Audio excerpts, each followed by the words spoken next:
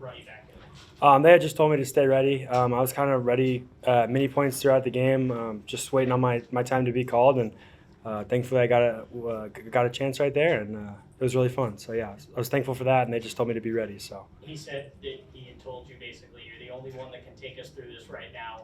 What was the adrenaline going through you as you started to warm up there? I mean, moments like that are always so fun. Coming in, the chance to save the game for the team is always a blast. So yeah, the adrenaline was obviously super high, and yeah, it was so much fun. So. With bases loaded, how do you kind of like calm your pressure with in that like closing role almost? I mean, I don't really know if you do. Like that's why you play baseball, right? It's moments like that.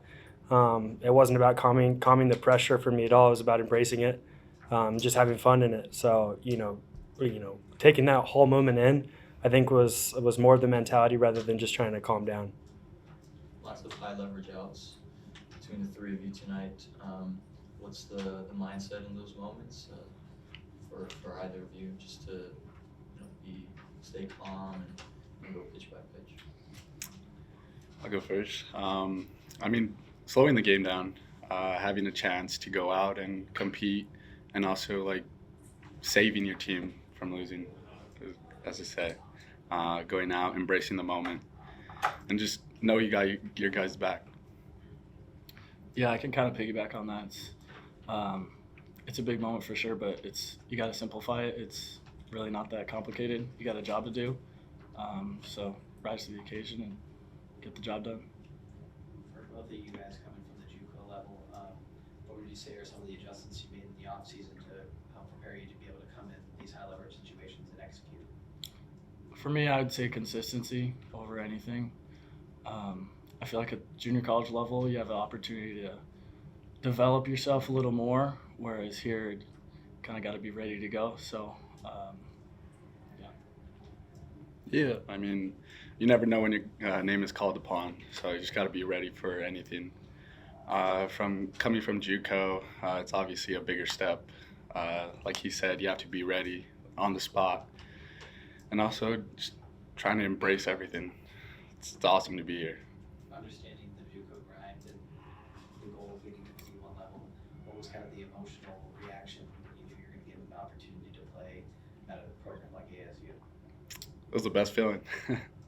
Yeah. Going to sleep every night and like waking up and coming to the facility is the best part of my day. Trying to compete for a spot and just go after it. What were some of the preparations that you made in the fall and in the winter to prepare yourself to face some D1 bats? I mean, baseball is baseball. You go in, pitch by pitch, and try to execute everything. So, I mean, it's not really a big difference, but obviously there is. Just try to simplify it. Matt, you talked in the preseason about being with an older guy and helping a very young staff with Aaron's getting his first career start tonight. What's your take on sort of how he came into the game today and just the energy? I mean, Adam's pitched very mature through the entire fall and obviously to this point in the spring. He's not a guy that we've had to try to teach him to slow the game down or anything. He's consistently pounded the strike zone and, like I said, thrown very mature. So he was, Bloomy made the right call giving him the start tonight, and, he proved why.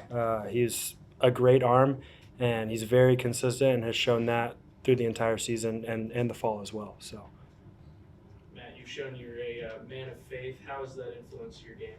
I mean, so much more than anyone else realizes.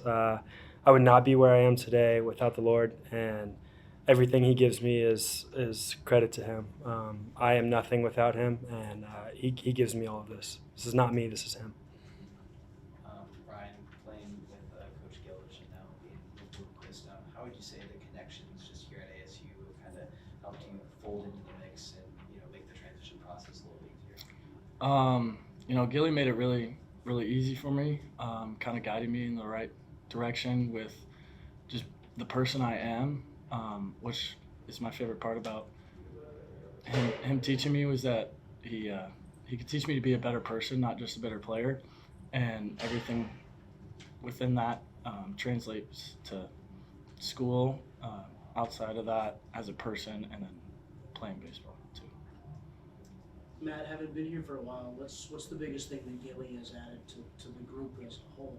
I would just say his competitiveness. That guy loves to win, and having them on the staff has been a big game changer. I mean, obviously he works with the base running, the outfield, does stuff with the catching, all of that. I mean, he's incredibly smart baseball wise, but just his mentality and, like I said, I mean, that guy wants to win more than anyone. So having that competitiveness and fire and drive on the staff has seeped into the players. You know, I ask all these guys, it's infectious the way he goes about trying to win every single day. So I think that's probably been the biggest thing.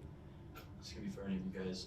Steven Ondina has been great defensively at shortstop. Okay, yeah. Like, what is it like to have someone, behind you that can really have that kind of special glove? It's like speechless. I mean, you throw a pitch, look back, and he's like in a different spot from where he was. It's ridiculous. Like, I love the guy, and he's an amazing baseball player. So credit to him. Yeah, I mean, having that behind you gives you so much confidence. It's really fun to pitch with, and watching him do his thing it's like magic. So it's pretty cool. Yeah, no doubt. I agree with all that. Billy told us he likes to speak Spanish. What do you guys see from him in the clubhouse? Happy. Yeah, he likes to think he can speak Spanish. No, I mean, obviously Steve knows way more than any of us, but we all give him, say what we can and mess around with him as much as we can, but we all like to think we know Spanish, but Steve actually knows it, obviously.